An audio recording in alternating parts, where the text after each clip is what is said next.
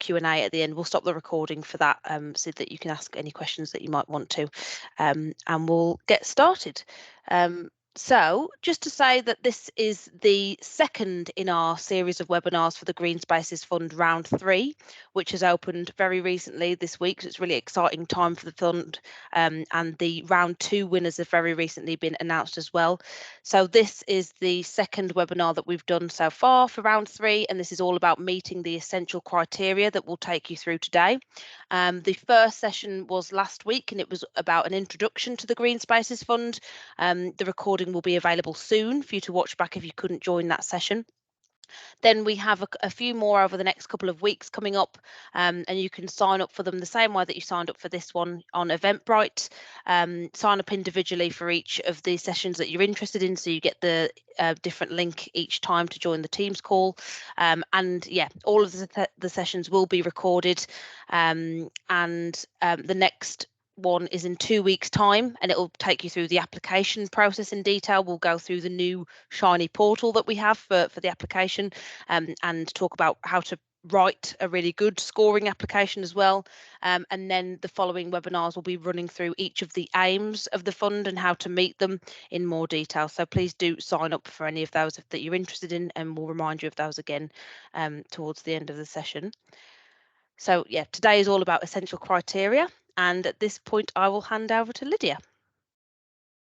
Hello everyone. So this is what we'll be running through this evening. So like Amy just said, this webinar is about essential criteria. So we'll be looking at the first barriers you need to overcome to meet the fund requirements. So we'll be looking at land ownership and planning permission, how to overcome these, or how to, how the advisors can help in this way, accessibility and what that means for the fund, the types of organisations that can apply, any financial requirements that are needed, any policy documents that are needed, what we can and can't fund, so looking through a list of things there, and then just talking about other requirements to do with your IMD and ANCS scoring, which will be covered in further detail in future webinars, but they are important to the fund. So we will just be highlighting those briefly towards the end. Now I'll hand over to Stephen. Oh, sorry, I was on mute again. So this is the first of the essential criteria. I think it's worth saying the essential criteria aren't scored as part of the grant application process. A lot of the questions further on in the grant application form on the portal are the ones that carry the scores when you go to the board and the panels that score the applications. But these are the essential criteria where they're gathering details about your organisation, your project, and it's a yes/no criteria. This one, you need to meet the essential criteria to be funded, and if you don't meet the essential criteria, obviously your application will be rejected in this round. So most of these are fairly easy to meet, but it's worth going through a few of the nuances. So this first one's about land ownership and planning permission. You don't have to be the landowner for your project, but you have to have the landowner's permission. On the application form, this will be a tick box to say yes or no. You either have the landowner's permission or you don't, and there's an option to give a bit more detail. If you are the landowner, you just need to say that you are the landowner, where the land is and what it is. If you have a lease agreement or a rental agreement for the property that you're going to be working on, obviously you have the landowner's permission to use the space, so you just need to still make sure that your landowner, whether that's a local authority or a landlord or a housing association, church organisation, wherever it is that owns the land, is happy that you're going to do your project there, because you might have permission to use the space for something else, but for the fund, it's worth double checking that you have written permission to do a new project on the space if it changes that land's use. In terms of the proof for the land ownership, you'll be asked to provide that as part of the application process. You'll either have to upload that with the application form, or you'll be asked to provide that later on by email if you haven't. That can be quite simple. That can just be an email or a letter from the landowner that confirms that you have the permission to use the land, you have the permission to do the project that you're proposing, and that the landowner's actually, given a named contact, signed off on that, so the fund knows who it is that they're contacting to confirm that you have permission. The other thing it's worth stating as well is another essential criteria linked to the land is if your project needs planning permission, you need to have that in place when you make the grant application. If you're not sure if your project needs planning permission, it'll be worth contacting somebody from the local authority to ask that question. And if you're not, again, if you're stuck, if you need a bit of help, I think it's worth asking one of the Green Space Fund advisors to sort of help you with that process. Yeah, planning application could take 8 or more weeks, depending on the local authority. So it's really important to find that out straight away if you want to put an application in at round 3. And there's not many of the projects that we've come across, to be fair, that need planning application in the last couple of rounds. It tends to be for green space projects linked to either change of use of the site or if you're making a building or a construction. So if you're building a shelter or you're putting a container or something like that in an allotment, then you might need planning permission. But most green space projects don't, but it's worth double checking before you apply. Okay, so that's that point covered, Lydia. Thank you, Stephen. So yeah, the second essential point is about accessibility. So one of the main kind of reasons or drivers for the fund is to get people back into green space, back into nature, and make kind of quality and accessible green space for people across GM. So this is where accessibility comes in. So within the application document, you'll be asked whether your space is accessible, and then for kind of a ballpark figure on when it will be open. So we kind of lean towards park opening times. So usually we say like 8 till 8 or dusk till dawn. Obviously that changes within the seasons, but obviously that shows that we want this space to be open to the public so people can just go in and use it. And obviously that meets the idea that the green space is accessible to all. So if you're a school or a community group or a church or any organisation that has land that you want to use this fund to enhance, you need to be willing to open it outside of your operating hours or extend your operating hours to allow kind of frequent access to to the wider public. So there's kind of an idea that maybe, for example, if you're a school and you want to create a kind of school-centred community space, you know, you can gate a section off for safety reasons, but that still has to be accessible. We're not saying that it needs to be physically openly accessible, so it doesn't have to be like a grass verge. They can be closed allotments or closed gardens, but the gate will have to be, you know, easily accessible, and maybe, you know, you have somebody on site maintaining it or watching over it, supervising it day to day to allow people to access. So that's where that comes in. And like I said in the application form, it's just a box where you say, you know, how many hours, which days a week it will be open, and you will be scored on that. And obviously, if you're open for longer, you get a higher score. So that's just something to really think about. Yeah, when applying. Okay. Again, the types of organisations that apply the essential criteria, you have to be one of the organisations the fund can obviously legally give money to. This is quite an open one. If you're a community organisation or a charity or a public body of most types, you're actually eligible to apply for the fund. The only organisations that aren't really open to applications are those that are profit making. So if you're a non-profit organisation, you could be an unregistered group. You could be a brand new community group that's only just come together and just started up with your rules and constitution. This grant's open to you. You could be a charity, you could be a community interest company, you could be a social enterprise that has community benefits, you could be a school, academy trust, a tenant residents association, a parish council. The fund's open to any body as long as it's not a group or a company that's there to make profit. So if you're, as I said, non-profit organisation, you meet the criteria. As I mentioned there, you don't have to have been a group that's been around for a long time. If it's a fairly new community organisation, you've only just been going a while, you might want to use an accountable body to support you as a partner in your application.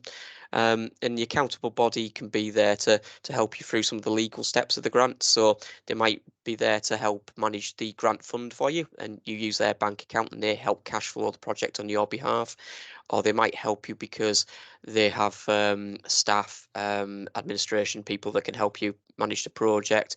You might use them because you might use some of their policies if you haven't got them yourself. So if you're running a youth program, you might partner up with a community organisation that's has a youth focus, that has youth workers, and therefore has safeguarding policies, and the accountable body provides that support for you as well. Anybody again can be an accountable body if they're in a position to apply for the grant. So again, it's quite common for local authorities, parish councils, housing providers, other bigger charities to act as that accountable body for you. But you don't need an accountable body if you're comfortable holding the grant yourself, managing the grant and delivering your own project. You don't need an accountable body. And it's fairly simple. If you're non-for-profit organisation and you've got social aims, then you're likely to be one of the people on the guidance notes that's listed as being eligible to apply. Okay. So to kind of follow on nicely from what Stephen was saying about accountable bodies, you need to provide certain documents to obviously gain access to the fund. So there's a series of policy documents that you should provide in terms of kind of what you should have these if your organisation. So there's safeguarding, volunteering policies, public liability insurance, health and safety, your governing documents, and then obviously like photo consent and project participant documents. If you're obviously a well-established group, you might already have these in place. If you're a new group or a newish group and you're looking for templates or need a little bit guidance about these documents, just contact your green space advisor and we can assist you on these. We have lots of templates of these things or can help with these things. And like Stephen mentioned before, if you're looking for an accountable body, an accountable body can account for these documents, so they can provide those as evidence. You wouldn't both need to show those. So on the application form, it's just a matter of ticking whether you hold those documents or whether your accountable body holds those documents. And again, if you have any queries about those, just get in contact with the advisory team and we can help. Obviously, as well, you need to provide finance documents. So usually for a longer-standing company, organisation, sorry, it will have to be documents within the last 3 months to show your like evidence of a bank account. If you are newer than 3 months, it's just evidence that you have set up a bank account. Again, if you're using an accountable body, you won't have to do this, so they can hold the funds for you, as Stephen mentioned. So it would just be a case of them providing those. And again, if you have any questions, you can ask us. I think on the portal it gives the option to just easily upload kind of a statement or something like that, and if the funding team have any queries about this, they will get back to you once you've submitted. So there's obviously room for manoeuvre there if you're unsure. And again, with the policy documents, if you don't have those in place when you apply, you just need to ensure that you can have them in place before you are in receipt of the fund. So if it's that you're getting these together and you apply and then it's going to take a couple of weeks, but the deadline's coming up, you can still apply, but you just need to prove that you have these before you take the fund. So like I said, these can sometimes confuse a lot of people, so just drop us a line and we can help in any way. I think it's worth saying that some of them documents are scalable as well. A large organisation like Groundworks obviously going to have a very comprehensive safeguarding policy, quite a large health and safety policy. But if you're a small community organisation, the risk assessments and health and safety statements that are applicable to what you do is fine for this.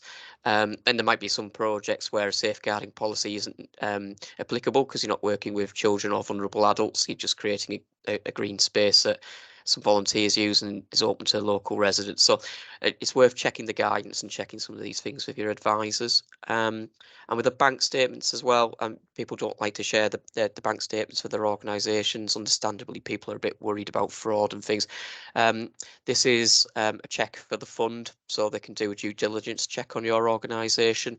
It also allows the fund to make the first grant payment to you super quick as well. So if you were successful in your grant application, the fund likes to make an upfront payment of the first part of your grant, and having the bank details speeds that up a bit as well.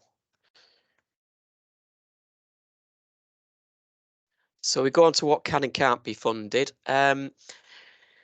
The fund is obviously about improving a green space, so the things that you're asking for have to relate to improving that green space and improving people's access and use of that green space. So the fund focuses on what we call the capital costs of a project. So these could be the material costs for delivering the improvement to the space. So that could be the materials you need to build the space. It can be things like equipment hire if you need machinery or tools to do a job. You might need to purchase some tools or equipment to do the job and to keep doing volunteer workshops and things using your space.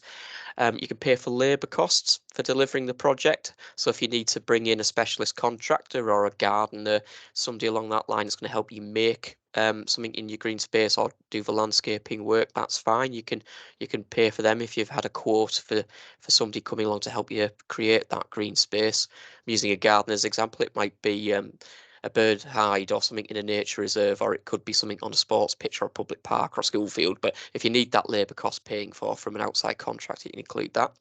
You can include some project management costs. So if your organisation has staff that work for you, and some of them are going to be working on managing and delivering the project, you can put in an appropriate proportion of their time while they're working on this project as well. If you have volunteers and other participants, you can include costs for them in terms of things like travel, PPE, refreshments, costs for doing training and activities related to your project space. It's quite flexible in that way. In the same way I've said about your project management costs, if you in your organisation have any kind of premises or utility costs relating to your project because you're utilising an office space or a community hall or wherever it is to deliver your project from, because the project's outside or wherever in that building, or you're just working from a building, again, you can put in an appropriate proportion of them costs based on the hours you spend delivering the scheme. Obviously, we want you to engage the local community with what you do. So there's an option there to put in materials for marketing and publicity and engagement for your projects. So if you need to do posters or advertisements or Facebook posts, wherever it happens to be, and there's a cost for doing that.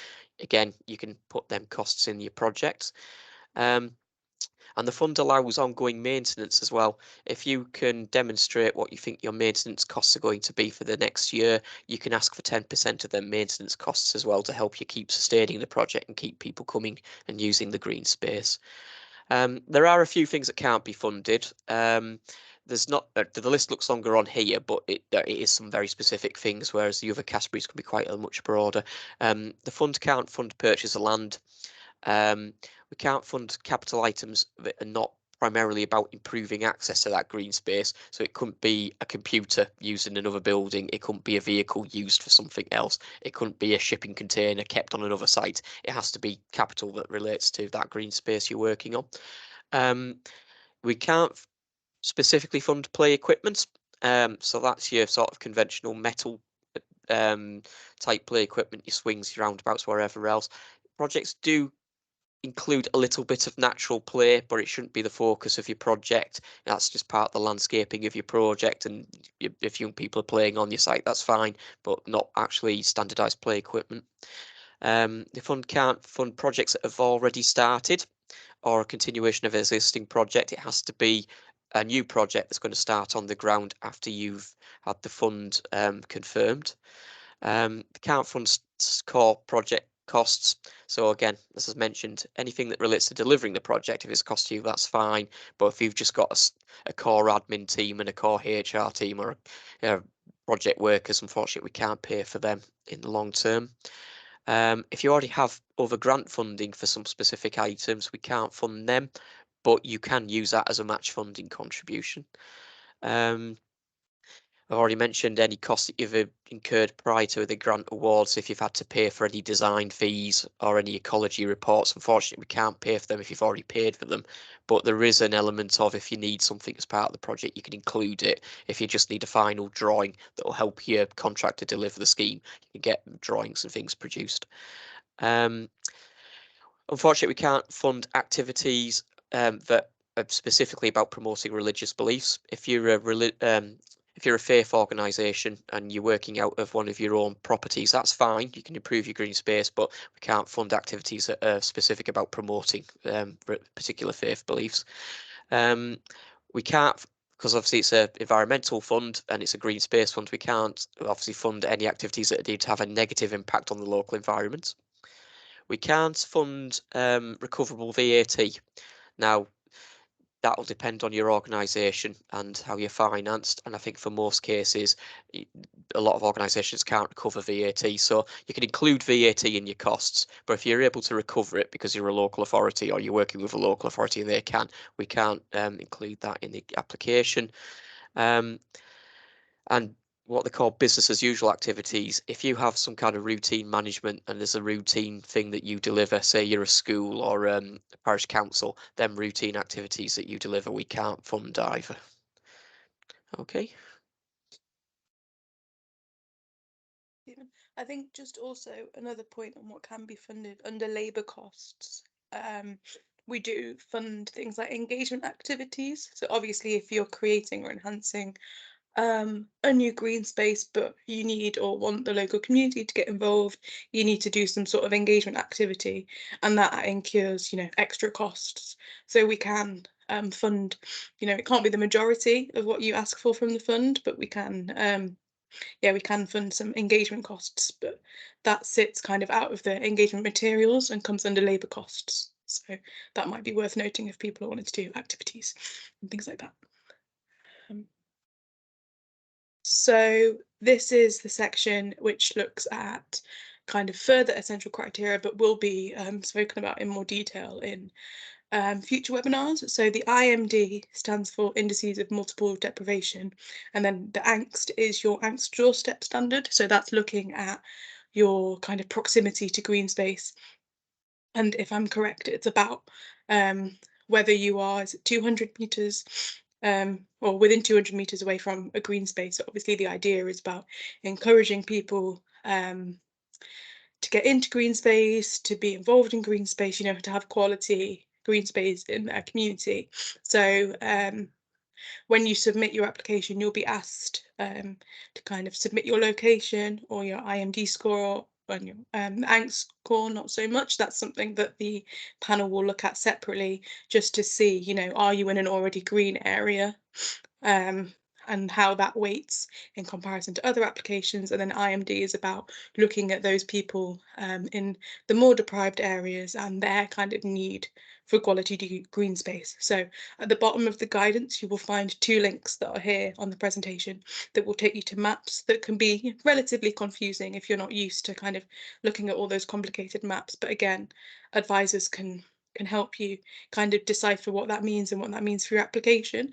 But it's just to bear in mind that these weigh relatively heavily in terms of what the funders are looking for. So it's just to bear in mind that those areas with high indices of multiple deprivation score, sorry, it's a bit of a tongue twister. So kind of 1 to 5 are more favourably looked upon, I guess, for want of a better phrase, because it's about benefiting those communities that have greater inequalities, and then your access to green space. So if you're in a more built up area, you again be looked on more favourably, but there is also the understanding that just because you're in a green borough, for example, Rochdale and Wigan, I would say are, you know, quite green boroughs, it's about quality green space and access to green space. So if it's that actually you can't access a green space because of your mobility or the safety or the cleanliness, you know, all those things that stop people from accessing green space, but this new green space will allow you to access nature and be outside and meet with your community, then that's where we will kind of it's a little bit nuanced there, I guess. So yeah, don't get put off by these maps. We can decipher those, but it's just something to consider, but it will be covered in the next webinar about the AIM1. So it's just almost like a warning that this is coming up. Thanks, Lydia, and thanks, Stephen. Yeah, as Lydia said, they'll be covered in more detail in future webinars, and it's quite a high scoring part of the application process, as well as Lydia says, so just to bear that in mind. But as Lydia says, the advisors are all there to help you navigate this. So just to touch on who are the advisors again, for those of you who don't know, so Lydia and Stephen are part of the team. We're a team of 6 of us at the moment, and we come from a range of different environmental organisations across Greater Manchester. So that's a really special thing about our team. We've got a wide range of expertise. We come together every couple of weeks and talk about any barriers, any solutions. We can also sort of share projects in terms of you're sort of allocated an advisor based on where you are and where you are based and where your project will be based in Greater Manchester. But our advisors have different specialisms, different experiences, different expertise, and we sort of case manage all of that together to make sure that you've got the best advice possible. But really, they are all there to act as a critical friend, to give advice on your application, to guide you through the process from start to finish. You might already have some great ideas about what you want to do in your green space, which is brilliant, and they can help you enhance that and translate that into a really high scoring application, hopefully. But also, if you are just starting out and you might have an idea of a space but don't know where to go in terms of ideas, they can really help you with that. They also do outreach into the areas that need it the most, in terms of those sort of deprivation needs, and we work closely with other partners, so local authorities and other people across Greater Manchester, to spread the word and to make sure that we're getting to the people and the places that need it the most. So you've met Lydia and Stephen tonight, and just to mention the other advisors who are on the team. So we have Emma from the Lancashire Wildlife Trust, who covers the areas of Bolton and Bury. We also have Agnes, who is there waving. Hi, Agnes, who's joined. Hello. Hi. Sorry, I had my camera off because I've been out all day in the rain, so I thought, oh God, I'm not looking too good, but I am here. That's absolutely fine. Welcome to the team, Agnes. Yeah, Agnes has joined us recently, taking over from Katie, who some of you might have met from City of Trees, and Agnes is covering the Stockport and Tameside areas. And then we also have Kieran, who covers the Manchester and Trafford areas from South City. And then finally, we have Nina from the RHS, who is covering Oldham and Salford. So yeah, just again to say, please do reach out if you haven't got in touch with your advisor already. They are here to support you throughout and guide you through any questions about any of the essential criteria that we've covered here today. So we do have a general email address as well if you just want to ask an initial question, and then we can signpost you off to the right advisor. It's on the screen now, and it's on the website as well if you wanted to make a note of it. And just a final reminder again before we go to questions about the further upcoming webinars, which are taking place over the next couple of weeks throughout round 3.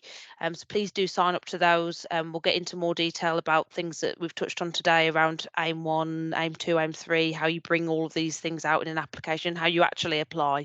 So please do sign up. So I'm just going to stop the recording there.